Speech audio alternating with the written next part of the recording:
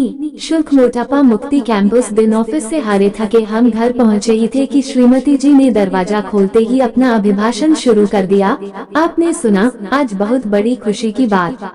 वो कहावत है न कि जिसे ढूंढते थे हम गली गली, अरे वह तो हमें घर के दरवाजे पर ही मिल गई।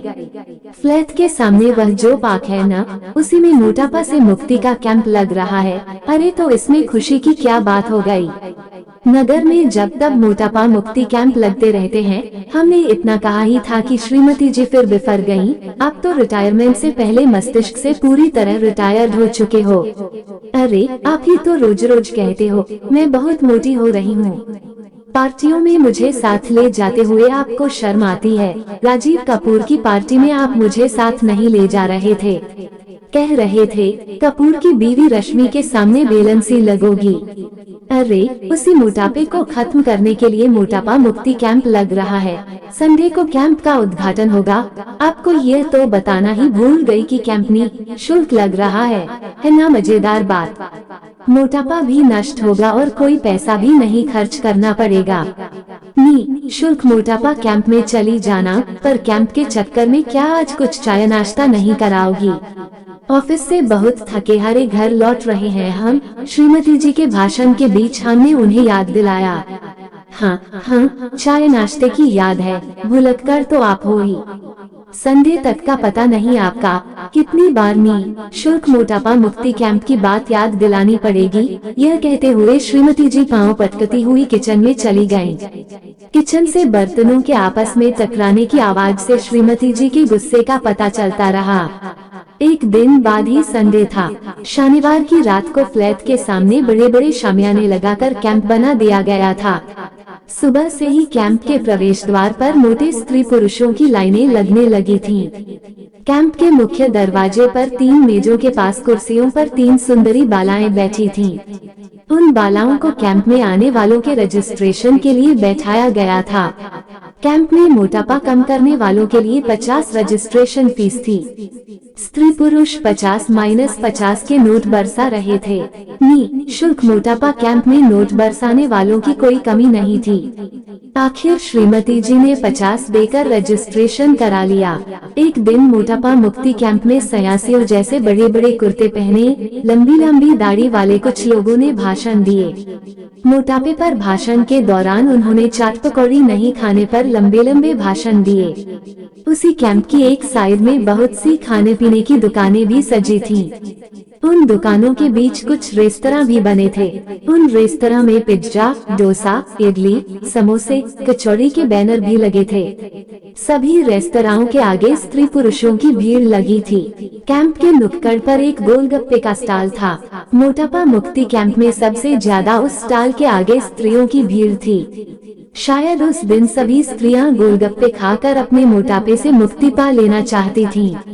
मोटापे पर भाषण देने वाले सन्यासी कुर्ते पहने लोगों ने मोटापे से diabetes, heart attack, high blood pressure, kidney failure, जोड़ों का दर्द होने की बात कहते हुए कैंसर भी मोटे स्त्री पुरुषों को होने की बात कही।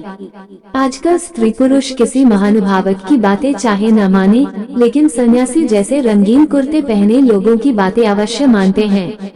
तभी तो देश में सभी साधु सन्यासी प्रवचन करते करते बड़े बड़े व्यापारी बन गए हैं।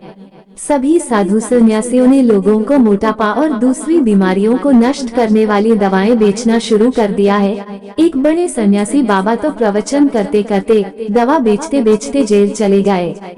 सुना है कि बाबा जेल में रहते रहते भी खुद दवा बेच रहे हैं। 2-3 दिन मोटापे पर भाषण देने के बाद मंच से घोषणा की गई कि जो स्त्री पुरुष डायबिटीज, हृदय रोग, हाई ब्लड प्रेशर आदि रोगों से पीड़ित हैं, वे कैंप में लगे स्टॉलों से अपनी अपनी बीमारी की दवा खरीद लें।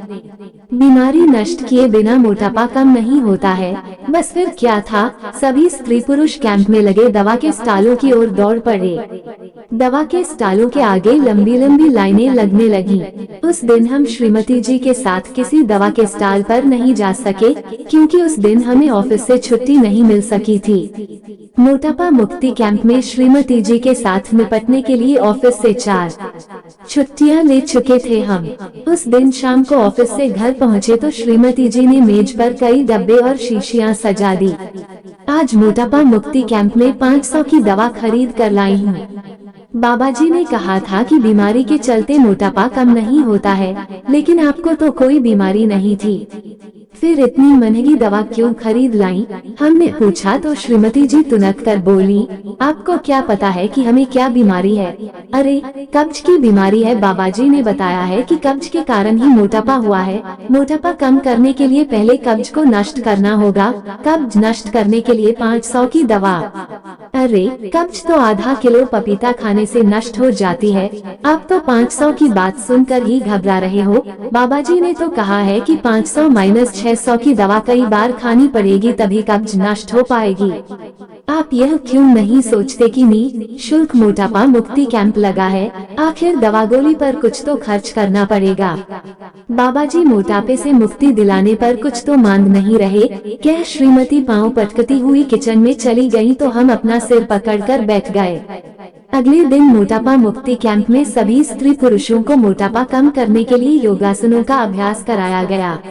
उत्तान पादासन, भुजंगासन, धनुरासन, चक्रासन आदि का प्रदर्शन करके एक सन्यासी वेशभूषा वाले बाबा जी ने घर पर जाकर सर्वांगासन करने के लिए बताया। उस दिन रविवार होने के कारण देर तक सोने को मन कर रहा था।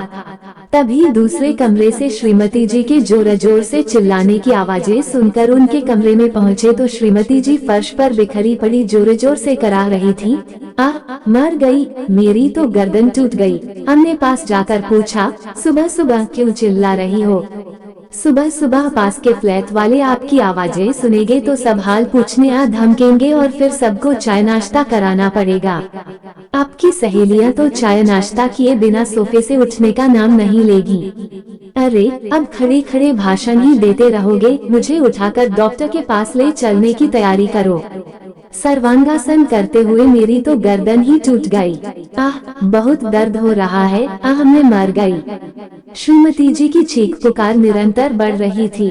पड़ोस के लोगों की सहायता से श्रीमती जी को उठाकर पास के नर्सिंग होम में ले जाना पड़ा। उस दिन शाम तक उस नर्सिंग होम में रहना पड़ा। सर्वांगासन करने में श्रीमती जी के कंधे में चोट लगी थी और डॉक्टर ने प्लास्टर चढ़ा दिया था।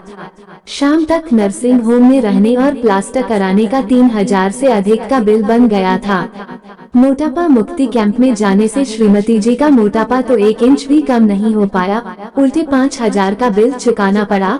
अभी तो प्लास्टर चढ़ा है, पता नहीं आगे नर्सिंग होम के कितने बिल चुकाने पड़ेंगे। तो दोस्तों कैसी लगी ये वीडियो? अगर आपको वीडियो अच्छी लगी है तो हमारे चैनल को सब्सक्राइब करें तथा घंटी जरूर दबाएं। धन्यवाद।